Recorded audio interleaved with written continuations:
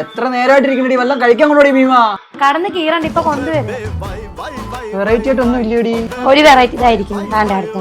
പഴങ്കഞ്ഞിയൊക്കെ variety ആയിട്ട് വേറെ സാധനങ്ങളൊന്നും ഇല്ല കേരളത്തിൽ, അത് വേറെ കാര്യം. പഴങ്കഞ്ഞിക്ക് പഴങ്കഞ്ഞി ഒരു സാധനം രാവിലെ ഉണ്ടാക്കാൻ വയ്യ, എന്നിട്ട് കിടക്കുന്നു നോക്ക്. നീ എനിക്കൊരു വൃത്തിയില്ലടി.